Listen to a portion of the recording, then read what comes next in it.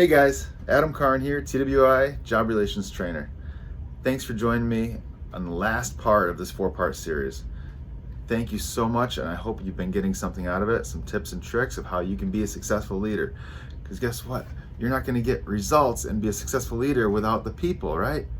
So if you're not treating people as individuals and treating them fairly, respectfully, you're not going to get the results that you need. Okay?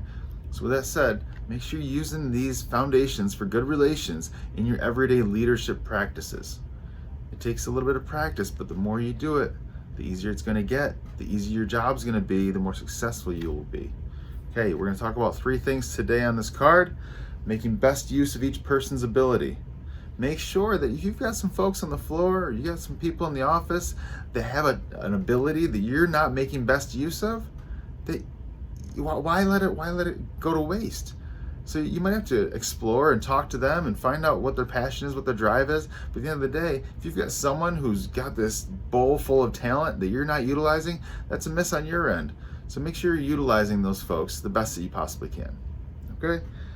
Look for abilities not now being used. It kind of ties into the last one. But at the end of the day, if you've got some folks out there on the floor that show signs of promise in one area or another, maybe you can utilize them in a different respect. People want to be successful. They want to be proud of what they do, so make sure you recognize those folks and what they're doing, but maybe say, hey, you were pretty good out there doing this. Have you ever thought about doing this other thing? So make sure you're looking for abilities not now being used, whether that's something you visually see out there on the floor, or maybe it's a conversation after that 6 feet apart, social distancing, 6 feet apart conversation saying, find out about their hobbies and their passion and their interests, okay? So there's an opportunity for you to get out there and get to know your people so you can then take advantage of these things here and getting to know people and finding out abilities that you're not now best utilizing. All right, and then never stand in a person's way. All right, people want to either climb up the ladder or be the best in their job, but they're here because they want to be here.